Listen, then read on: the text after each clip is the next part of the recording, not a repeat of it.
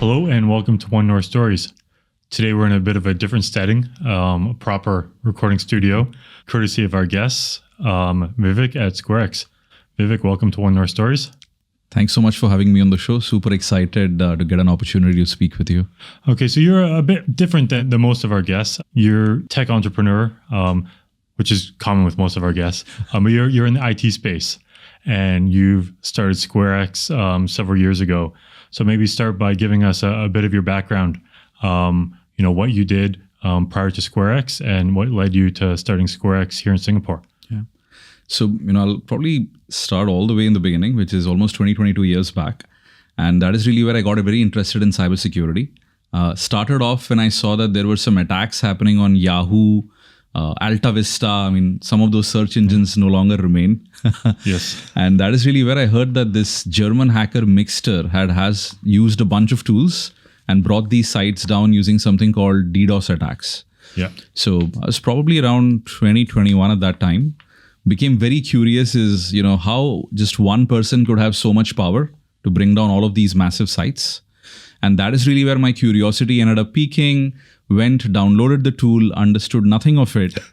And from there on, I started my learning journey. So fast forward, worked for a couple of companies like Cisco Systems, Airtight Networks, primarily in their development teams, architecture, research and development. And roughly around 2007 is when I realized I was actually better at breaking security than making it. Yeah. So went full-time into security research, developed a bunch of first-in-the-world attacks like Cafe Latte, wrote a couple of books which are still there on Amazon. And then in 2011 was when I started my whole journey as an entrepreneur. And the big reason to make that transition is, back then there wasn't too many companies where you could do quality security research. And I wanted that freedom and flexibility. So I said the best way is maybe I could just go teach people, make some money off it, and then spend all my time doing research.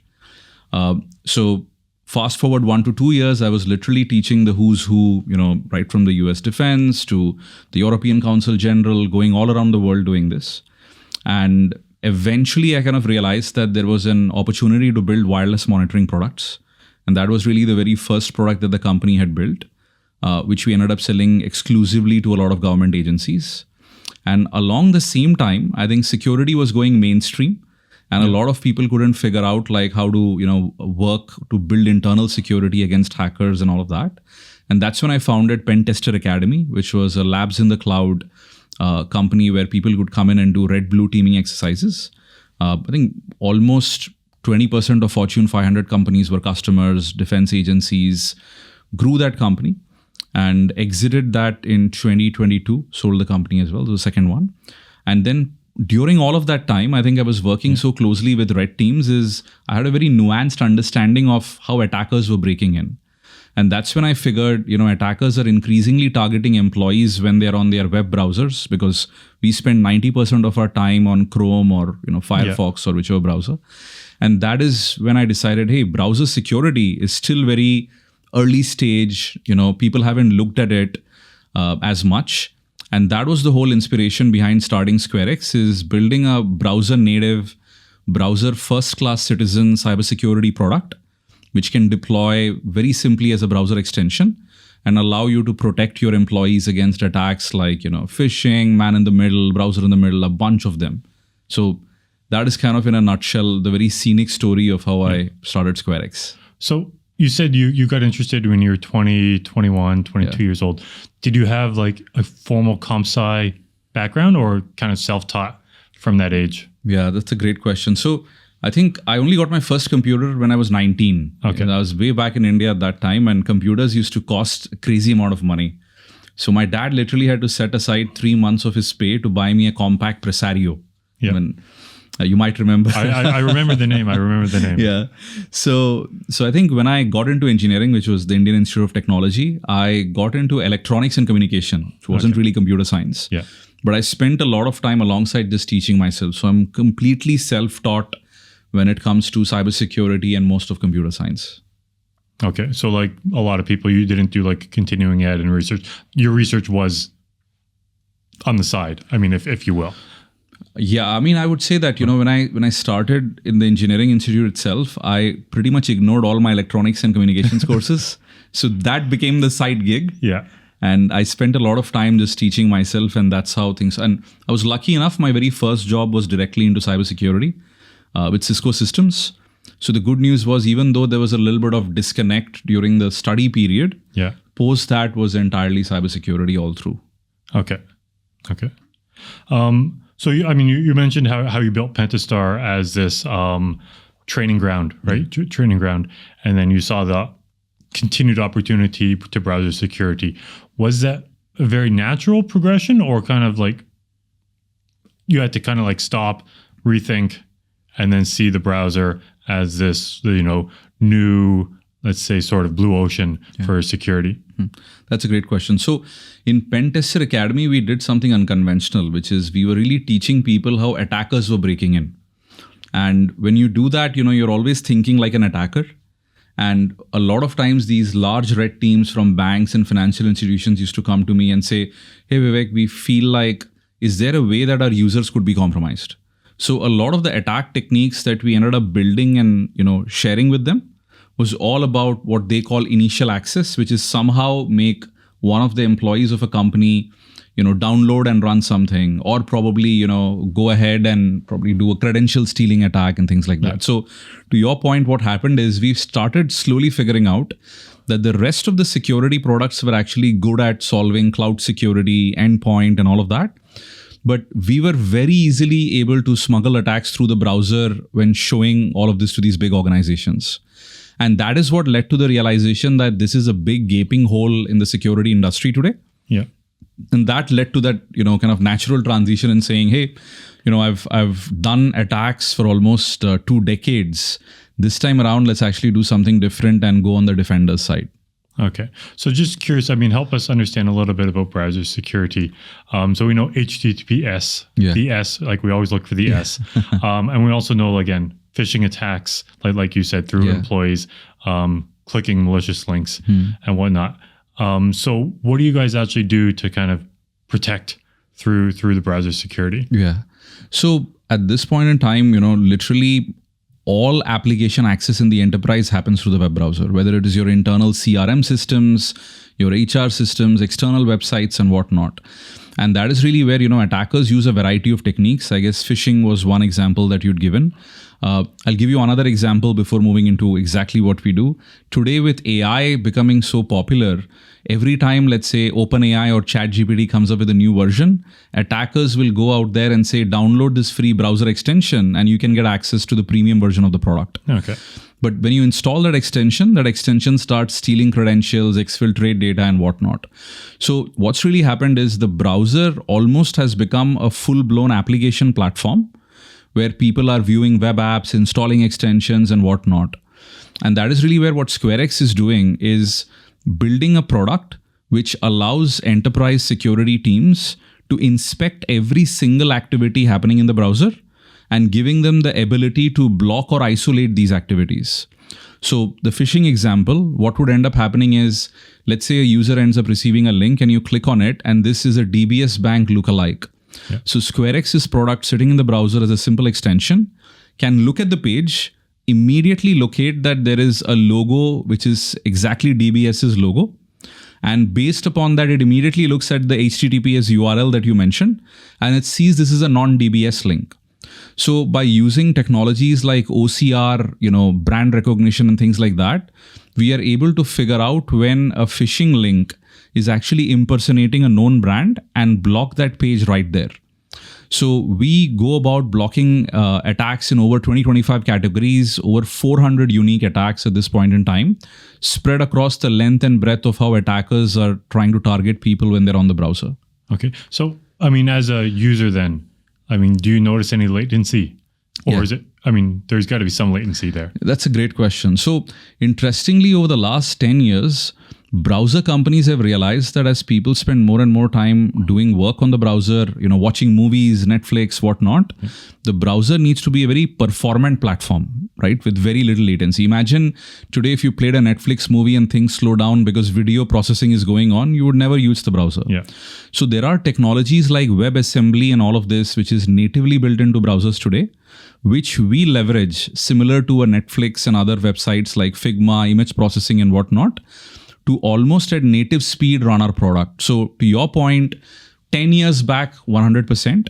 But on all newer browser platforms with these newer technologies that they support, is barely any noticeable, delay or any form of jitter of any kind. It just works pretty transparently in the background. So maybe coming a bit back to SquareX. So you're 2 years old now, or a year and a half old. Year and a half, yeah. Year and a half. So how big's the company, and kind of where are you at in terms of launching product? Yeah. So currently we're around 28 people worldwide. Singapore is the headquarters. We have, I think, around 23, 24 people based out of Singapore. We have 2 people right now based out of the US because, as we kind of start to gain customer traction and everything. And then we have 3 people based out of India who are actually helping us with a little bit of software testing. And we are expanding at this point in time in all 3 geographies. Now, regarding the company itself, started around 15 months back actually. And what we did is, as we were starting to build this deep technology product, 8 months in, we decided to put up a very lightweight browser extension, which would allow people to, detonate malicious documents and, view websites which could be suspicious. And we put this out as a free extension.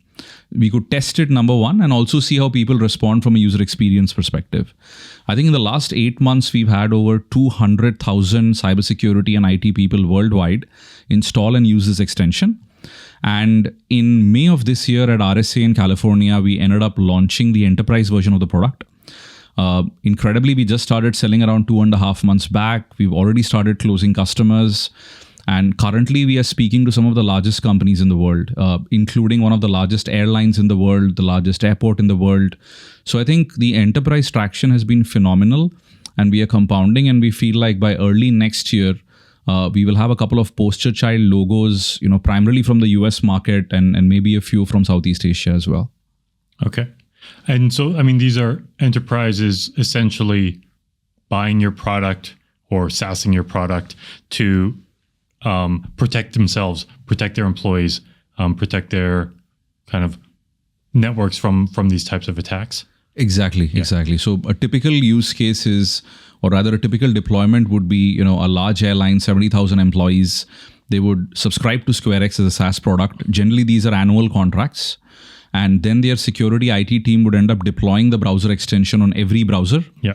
And once that happens, the browser ends up phoning home to our, enterprise portal running in the cloud. And from there, these security teams can send policies, block attacks, understand what is really happening on, users' browsers.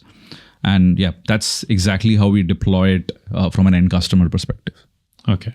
Is that very, I'll say, compute intensive to deploy? It's actually very fast. And the technology used for this generally is what they call group policies. So if you're a Microsoft shop, as an example, you can deploy these group policies using these servers called Active Directories. And it is a very old time-tested technology. And this is exactly how, any product within the enterprise gets deployed. So incredibly, even for a size of 60,000, we are able to deploy our product just within a few hours into the entire organization. Okay. So quite, I guess you want to make it as seamless to onboard Yes. as possible. Yes. I feel like, the previous generation of security products were very painful. There's a lot of productivity hit that employees have to take. We all remember the old AV days when an AV starts scanning and you can almost hear the hard disk. Oh, you could. Yeah, absolutely. And you have to kind of literally pause your work or pause the AV, right? Yeah. So I think we've taken a drastically different approach where we want to make sure that productivity is very high. We don't block user activity. Instead, we play ball while keeping them securely transparent as they just go about doing their business.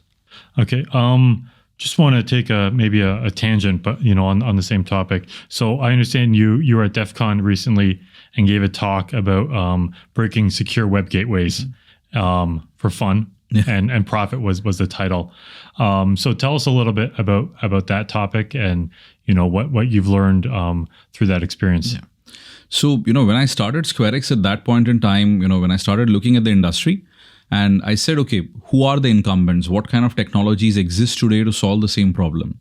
And what came up was secure web gateways, which are part of SASE SSE solutions.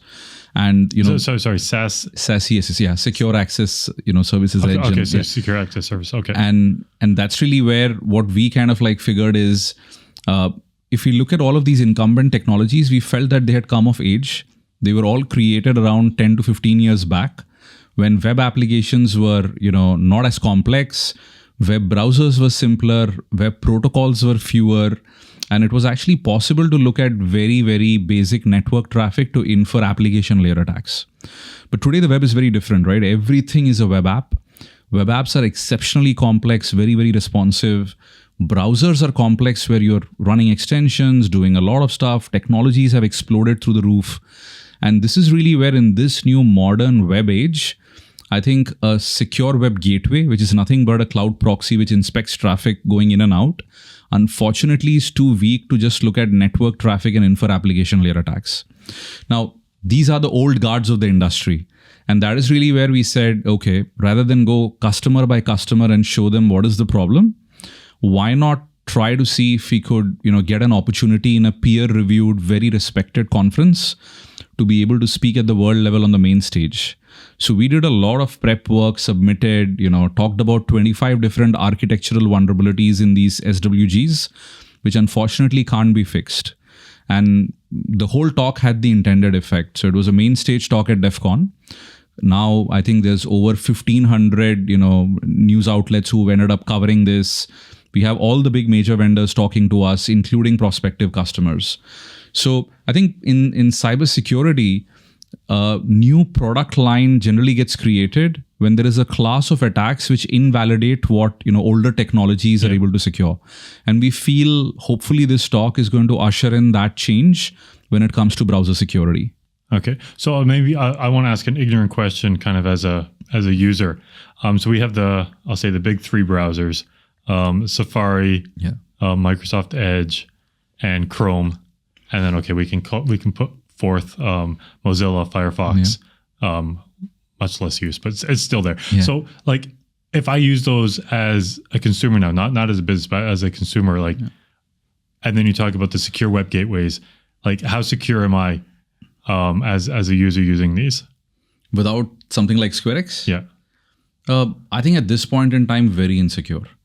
And the big reason is, and we demonstrated this at DEF CON, is even well-known older malware like WannaCry and all of that can easily be smuggled by attackers through these secure web gateways via your browser and have it download onto your systems. And of course, once you open such a document with this malware or ransomware, it can actually take over the computer and probably spread eventually to take over the whole network. And this is one of the big reasons why in recent times you would have seen, so many banks, financial institutions, when there is a hack, they generally point to the fact that a gullible user ended up doing something, and that was the very first stage of the attack. So we feel attackers have been taking advantage of this in recent times, and this is going to compound pretty badly in the coming days. And that's the same mobile and desktop, no difference, or? Yeah, so on mobile devices, actually things are worse. And I can give you a very simple thought experiment. Anytime that you end up clicking something on a mobile device, let's say a link, you will end up seeing that you can't even see the address bar anymore, right, on top. And it is by design because, mobile apps or, mobile phones don't have that much of real estate. Unfortunately, if you can't even see the URL, that makes it much more easier for somebody trying to phish you or scam you, because the page may look like Google, but in reality, it could be a third-party domain. So this is compounded even further by the fact that mobile platforms like iOS and Android, which is run by Apple and Google, don't allow third-party security tools to, be installed easily. So I feel, mobile devices even worse. Okay, a bit scary, but then I guess that's your elevator pitch, or I think security is getting increasingly complex, because if you look around, right, everything is technology driven. The whole world is digital today, no matter what you're doing. And I think end users are getting further and further away from really understanding the security risk, right? 1980s, 1990s, almost everybody knew that they needed an antivirus, right? Yes. But if you talk to an average internet user today, they just hope their computer is getting protected by whatever operating system is running. Yeah. And that's not the case. That's not the case at all. That's not the case. You are unfortunately responsible for your own security beyond a point. As an individual, at least. Okay. So I understand that one of the headlines last year, you raised $6 million from Sequoia Capital, Southeast Asia. So just curious, that was when you kind of founded, I assume. So are you raising again? And kind of has your elevator pitch changed in the last 18 months since you started pitching? Yeah, so I think the Sequoia investment I think happened fairly quickly because I already had a relationship with them. The previous company which I ran, they were investors into it as well, which got acquired. So it was a pretty fast round. Most of it was probably belief in me that hopefully, I'd be able to do something similarly interesting like what I did before. I think at this point in time, we've been using the money to do the R&D, build the early product and go to market. The next funding round is probably going to be somewhere around the end of Q1, Q2. In our mind, the benchmark is actually going to be that once we close a couple of really good poster child logos, probably that's the time to go back to investors to ask for scale-up capital. But at this point, we are sufficiently capitalized, and probably end of Q1, beginning of Q2 is when we think about the next round. Okay. So just curious, what is scale-up capital? What would you do with that? Yeah. So I think, when you are building a disruptive product, I think it takes somewhere between 6 to 9 months for you to go to market and actually figure out what is the best way to position this to the CISO, CIO, or whoever is handling cybersecurity. Yeah. And at some stage, you start seeing a repeatable sales cycle where that you would actually walk in and the 10 pain points that you're going to talk, most organizations would relate to at least a majority of them. I guess that is the perfect time when that all that is between you and market domination is how fast you can reach out to hundreds and thousands of companies. Okay. So really the scale-up capital is more for the go-to-market strategy. Yeah. And that is really where I think once we know we have a repeatable sales model available, then we take that scale-up capital. The first thing, of course, have boots on the ground sales team, primarily in the US and maybe a couple of other geographies. And of course, also a support team, a solutions team, which can manage all of those incoming customers, POCs and whatnot. Okay. So we've talked about that. We've talked kind of the overarching strategy or the purpose, the reason you've done this. So I've listed out 3 mega trends. One we've kind of already touched on, but I'm gonna say them, and I want you to share how they either impact you and what you're building at SquareX, or also how you leverage them to build out your platform. Okay, so the first one. Okay, in Singapore we have the term online trust. I think you've clearly talked about that already. But then the other two are AI. Okay, and the third one we already talked about, also browser security. Okay. But when you see these 3 mega trends, how do they impact what you're building out, especially maybe on the AI side, since we haven't talked about that yet? Yeah. So I think AI in multiple different ways, right? First is I think AI is bringing in an entirely new class of attacks, and let me explain how. We all keep hearing about deep fakes, Yes. where videos are being created, audio is being created to mimic people, to impersonate them. There was a recent case where somebody created a Zoom call with somebody in the finance department of a very large company, where literally every person on the Zoom call was actually a deep fake of someone in the company. And unfortunately, I don't know if it was the CFO or the head of finance, he was fooled into wiring money out, all with a deep fake call. So what has happened is, as human beings, even in the digital world, we tend to rely on our senses quite a bit to decide what to trust or not, right? Yes. Which is when someone calls you and that if that sounds like your friend or some family member, you're like, okay, I know, regardless of where they're calling from. Similarly, when you see something on a Zoom call, okay, there is Vivek. I'm talking to Vivek. So I think we still continue to rely on our senses and our brain kind of deciding whether something is real or fake.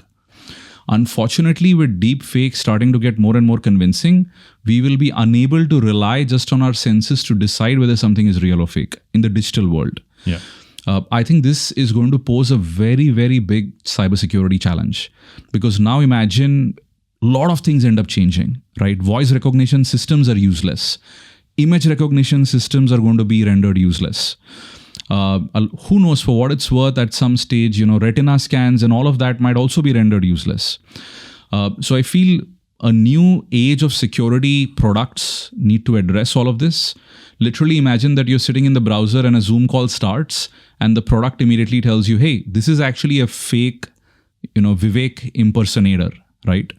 Currently, none of those products really exist. So I feel, and another interesting example is phishing emails, right? Yeah. We all remember those mails where someone says you won a lottery, right? Or, here's a big jackpot of money, waiting for you in probably the other side of the world. And much of it grammatically incorrectly written. And at this point with AI, you can have emails which literally sound like people who you know and trust. Yeah. So the first part to your question, I think AI is going to massively compound the attacker's ability to go about doing very, very fine precision attacks against organizations and individuals. And I feel there's going to be a brief period where individuals are going to suffer the most is simply because there is nothing there to protect them, right? The second part of AI is, of course, from a pure security company perspective, with LLMs and all that big revolution happening, I think the interface to even complex security product is going to be human language driven rather than technology language driven. So even for SquareX's product, you could just go in and say, hey, block all malicious file downloads from mail.google.com. Now, that almost sounds like an objective, not really a technical command kind of like put together. But now our products are capable in order to do all of that.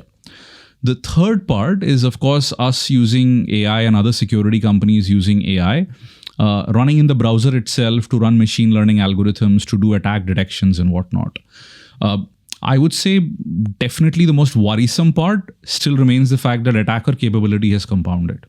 Yeah. But so the attacker ability is compounded, your ability to detect attacks compounded. Obviously you want to win on the protection side, but does that really worry you, keep you up at night still? 100%, because I actually feel like, look, the attacker only has to win once, while the defender has to win every single time, right? Mathematically, over a long period of time, the odds are stacked against the defender. Now, when it comes to ordinary people, it is even more worse because most ordinary people don't even know what security products to select. Yeah. And that is really where I feel there's going to be a period of time where attackers are going to have a free run. It's going to be the wild, wild west. And I think companies and individuals are going to be force-fed security awareness knowledge to deal with this entire new class of attacks. And of course, eventually people might use products like SquareX and others. But I fear there is going to be this reasonably, long period in between where the fundamental way by which we assess security, assess credibility, integrity on an online medium is fundamentally going to change. Yeah. Okay. And for you guys in developing your code base and all that, you use a lot of AI to help you with that, or it's still not yet? I think definitely almost every company out there is now using AI agents for code, for testing and all of that. And we are no exception as well. Interestingly, the DEF CON talk that we did and almost all demos that we had put out were written in an AI assisted way by one of our interns. If code LLMs didn't exist, like one of the senior folks would have to spend days doing it. Yeah. So the intern can do what the senior coder could do? Or absolutely. Or? The only requirement is, in my mind, probably three things.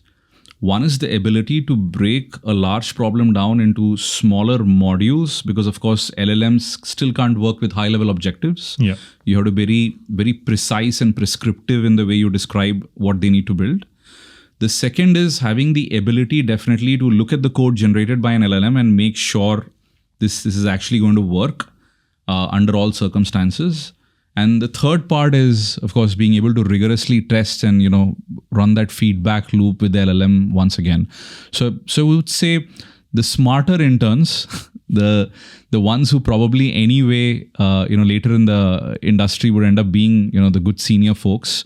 I think those folks are able to do this faster. Of course, I'm sure almost everybody now can code with LLMs. But yeah, there's a slight bar, but not too steep for what it's worth. Okay, thanks. So, you talked about your essentially immediate goals. You've launched the enterprise version. You're gonna build out your once you land a couple, big accounts, then raise funds to scale up.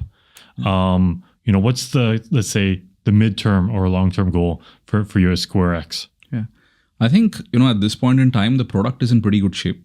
And this is really where what we want to do is have the ability to work with customers across different verticals. Because, as an example, the airline industry versus banking industry versus healthcare have some common problems everybody shares. But there are very specific problems, which keep their security and IT teams awake. And we hope in the short term, we are able to go into many of these accounts and customers understand that and make sure SquareX can address it. So we can move more towards a general purpose browser security product, which can be used to address the wider market. Once we feel we are roughly there, that's really when we can use scale-up capital. So, and making it a lot more easy for us to literally go to any vertical and be able to sell. So Vivek, you talked about specific verticals, and wanting to land companies in several of them. Maybe could you talk us through very quickly, like, what would be the difference, how you would service or approach, like, say, you mentioned an airline company versus maybe a healthcare provider? Yeah, I think that's a great question. And taking a step back, the way to visualize what we are building, in using an analogy, is similar to how, let's say, Microsoft Excel functions, right?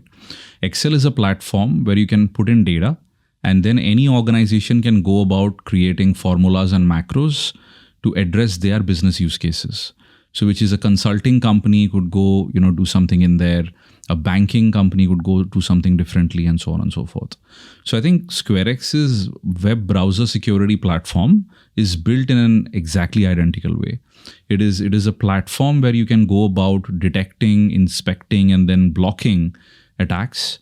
And that is really where, let's say, if an airline company went in, the specific attack use cases, the specific employee bad behavior use cases that they want to block are different. But again, literally all of those workflows happen in the browser itself. Yeah. Similar to healthcare, where your doctors and nurses may be moving around with handheld devices, and those devices are more important than stationary computers. So the way we work with these two industries separately, but still using the same product, is they can go in and create policies leveraging the SquareX platform, just like a company would leverage Microsoft Excel, to build custom policies for their organization's use, and then be able to deploy this seamlessly. And this is really the power of building a platform, not a point product. Okay. And in a business sense, intermediate term, long term, you want to stay private, or the big goals to build a big public company, or to be determined? Yeah, I think to be determined. And tell you why is, I feel, of course, the final goal for any company early on is, hey, how big can we get? What all can we cover? Could we span multiple decades, even multiple generations, for what it's worth? Yeah. But I think the important thing to kind of look at it as a young company disrupting a space is really how the space and the market itself is going to move in the next couple of years. Now, is browser security eventually going to be an independent line item for purchase, just like the antivirus, endpoint security industry or cloud security?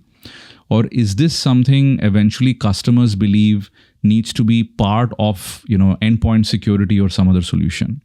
I think if the answer is the first, then you have an opportunity to build something very independent as a product line and carry on for many, many years, and, continue to build and expand other product lines as you start to explore adjoining spaces.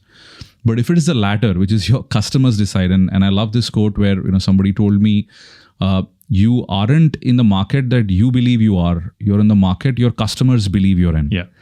And I think this is exactly what it is, which is, if our customers believe this is a separate line item, there's an opportunity to build a very large company. The customers believe, no, this needs to be kind of subsumed into some other category.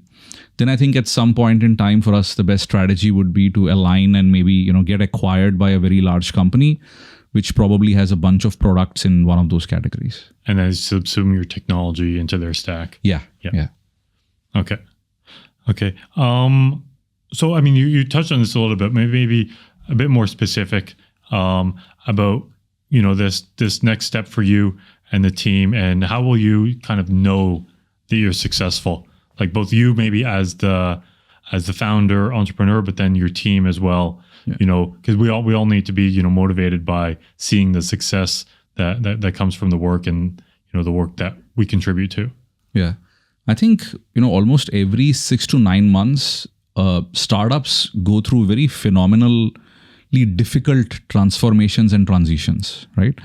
So I think if I pick the last 15 months, the first 6 to 8 months was all about let's get the product off the ground. Let's try to put something out there which people can test and we can get some early feedback on.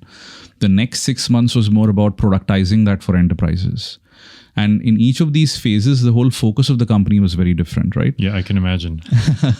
And now the entire focus of the company is go to market, right? Kind of the main challenge of this phase is SquareX, as a company, as a product, as a team, are we able to make inroads into the largest organizations in the world, convey great value, convey differentiation, and see if these organizations genuinely believe that we have the right to exist, right? Which is true for any startup trying to disrupt a space. I feel like this is the major challenge the whole team is going to be focusing on for the next 6 to 9 months. Of course, my job as the founder, as a single founder, and the CEO of the company, is to go with certain assumptions of how we want to attack this, go with certain assumptions on our gut feeling, our understanding, our experience on how to build that wedge into this market, and have the whole team kind of rally behind that and go ahead and execute on that, I would say, mission. I feel the key success metric in the next 6 to 9 months is going to be, are some of the largest organizations in the world, where we are now about to deploy proof of concepts and all, do they finally adopt SquareX? Because I feel that if that ends up becoming true, then for sure that you are able to, have a disruption in the market as a 15, 18-month-old startup. That doesn't happen. We need to probably go back to the drawing board and figure out what changes need to be done. Most importantly, this is a phase where customers need to do more talking and we need to do a lot more listening. Yeah. So just curious, as you make these decisions, and you mentioned, steering the company as the founder, like, who do you go for advice? Do you have a board of directors who you bounce these ideas off and develop these highline strategies? Yeah. So I use a mix of a couple of things, right? Of course, we have a board of directors, Sequoia Capital is on it. Roy, who's on the board, great guy, a lot of experience. We have a lot of interesting discussions, brainstorming sessions. The second thing that I've done is created an advisory board, an angel investors list, which has the who's who, and many of them have experiences in going through the same exact path. So exited founders. So the founder of DEFCON and Black Hat, Jeff Moss, is an investor advisor. The CEO of Black Hat is an advisor to the company. We have a couple of exited founders, who ran this company called Demisto, which got acquired by Palo Alto for $650 million. We have, Rahul Kashyap, who's very, very experienced, 3 companies sold so far, and now, he's with Arista Network. So what I generally do is, anytime that I have my own thesis about what we need to do next, I generally go to everybody and say, hey, this is what I'm thinking. What are your thoughts about it? Okay. And of course, many a times, their perspective may be totally contrarian to mine. I guess finally, the big decision factor for me is, based upon all their inputs, based upon my own gut feeling on my thesis, to decide what to do. And sometimes, of course, I might agree with what they say, and many a times I might still go ahead with what we believe. Yeah. The most important thing is, you as a founder, as a CEO of the company, you need to have very strong opinions, but held very loosely. And at any time that you end up getting great feedback, or you see data points to the contrary of your belief system, you need to be pretty fast in changing and adapting that. And that is what I tell the rest of the team as well, is we need to move fast, but only use data points as the reason to kind of change our thesis or direction in any way. Yeah, I like that. Strong opinions held loosely. Yeah. I mean, I guess right, you need the flexibility, especially in your space, to make adjustments next day or next week. Absolutely. And the big reason for that also is almost every disruptive startup, right, starts with some core thesis contrarian to the rest of the market. And of course, I mean, you shouldn't be contrarian just for the heck of it. Yeah. And when finally, the rubber hits the road and you actually take your product, your customers are the best litmus test to see if your contrarian thesis is actually making sense. And that is really where you want to make adjustments to it to, be able to serve your customers better. Okay. So just curious, it's just dawned on me, your customer acquisition, again, just going back to the point of trying to land several key accounts, big accounts to prove yourselves, right? Yeah. How do you approach them? Do you let them in for a free trial, or you kind of like paid trials and kind of a market price for this to kind of show your worth, and also show that they value you? Yeah. No, that's all great questions. So at this point, the most difficult thing in the security market is it's a very, very crowded market, right? So almost every big CISO, CIO, head of cybersecurity is getting hit by maybe dozens of vendor emails in a single day. And even if you have the greatest product, I think people just don't have, the actual time to sit down and check what your product is and audit. And that is really where building this advisory network allows us to get good warm introductions. And generally what tends to happen when you get a warm introduction from somebody that they believe in is they're at least willing to talk to you and give you an opportunity to, talk about your product and the problems that they solve. I think this has been very useful. There have been many discussions which only started as very simple product feedback sessions. But by the end of it, the CISO said, you know what, I actually feel like I could use your product. So I think that is how we've met most of the larger ones. And now the team is also having a GTM strategy for, inbound, ads, PR, and a bunch of those things as well. Yeah. Now, kind of moving forward from there, the typical way in cybersecurity that you sell a product to a customer is the very first month, you have a bunch of calls with their security and IT teams where they warm up even to the possibility of wanting to use you.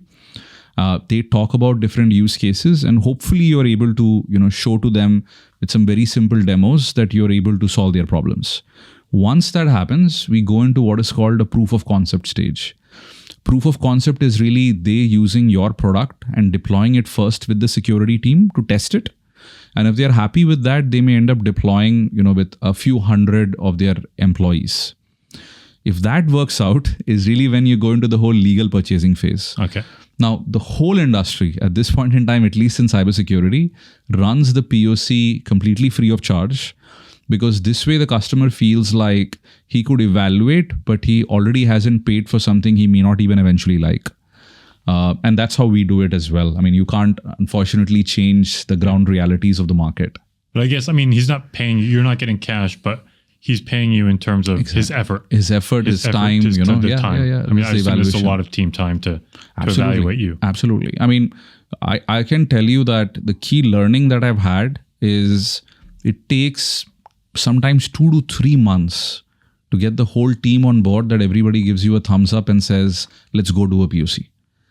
And, in my previous company, which I built and sold, because it was cybersecurity training, the decision happened a lot more faster.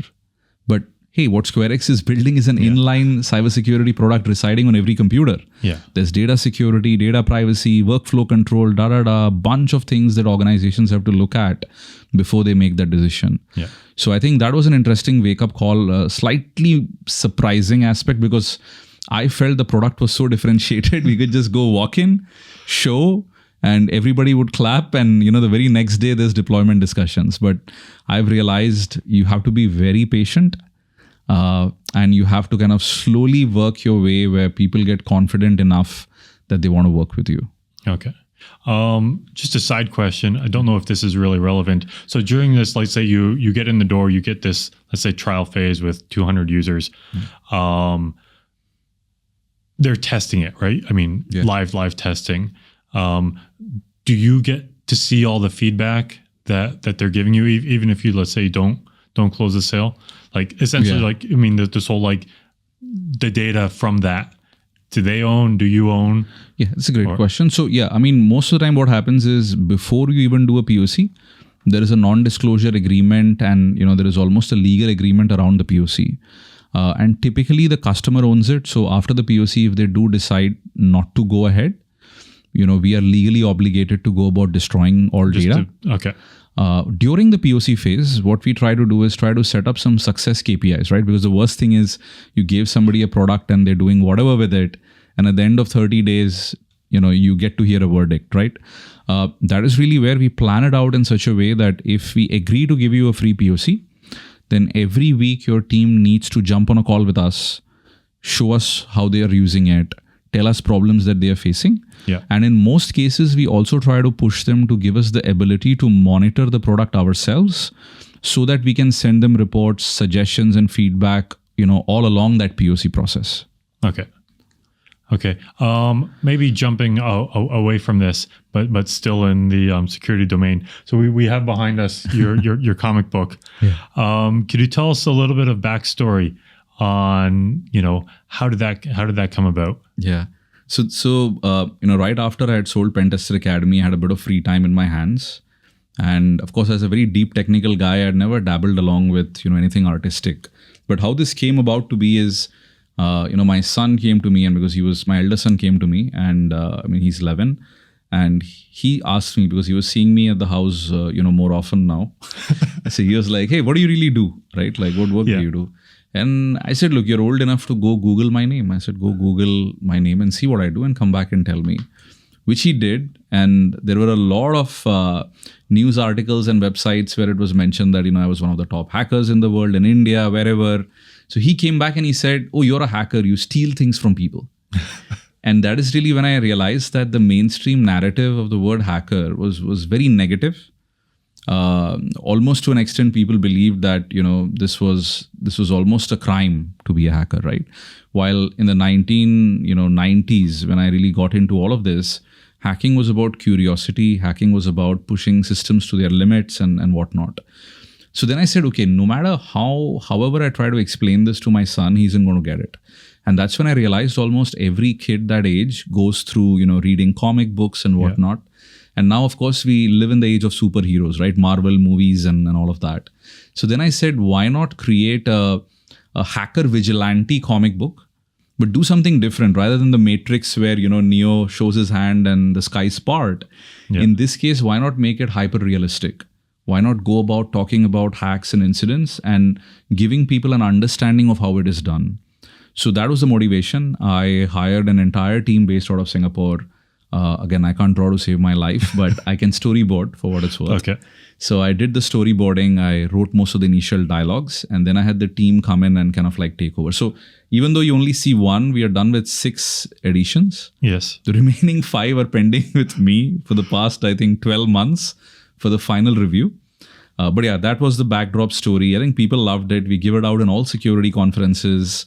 And yeah, I had a very satisfying experience doing this because, as I said, I never felt that I'd be able to write a story, in a way, and the way it was illustrated, of course, really great folks who ended up building it. But yeah, I was very satisfied that I did at least some creative work apart from this program. Yeah. Okay. Fantastic story. We've talked a lot about, what influences you, let's say on the security side of things. Anything you can share that influences you maybe away from the IT world, away from cybersecurity? You mean people or? People, okay. Books, inspiration. Okay. I think for what has been very inspiring to me lately is how technology is completely transforming the world, right? Especially with this whole AI transformation. Yeah. Honestly, even me being so super technical over the years, even I could never imagine what has happened in the last 3 years, right? Even I, at one time, was very dismissive about like AI changing the world and whatnot. Yeah. So I think for me, the most, I would say at this point, inspiring thing is really, how is the world going to look like in the next 5 years? And am I going to be able to be part of one of the people who's making a tangible contribution to it? And that is where we hope SquareX or whatever we do is going to do at least something fundamental in cybersecurity in that transformation. So I've always been a transformation person. I've been inspired by people who bring about transformations. And I hope to be able to do it in whatever small way that I can. Okay, great. Who do you learn from? Let's say today, like if you needed to go to like say one or two AI experts, or I mean, maybe you don't have direct connection, or maybe you do, but like, or book you read, or podcast you listen to, or you see them as a guest on a podcast and say, oh, I should listen to that. Yeah. No. So I'll tell you, I'm trying to do it a little differently, and again, something I just found out in the last year. So I used to be a very reserved technical person till the time I was building my previous company. Literally being in my man cave all the time, just building, not meeting up with too many people. But when I started SquareX, I realized that in this company, my role is very different. I have to go out there, talk to people.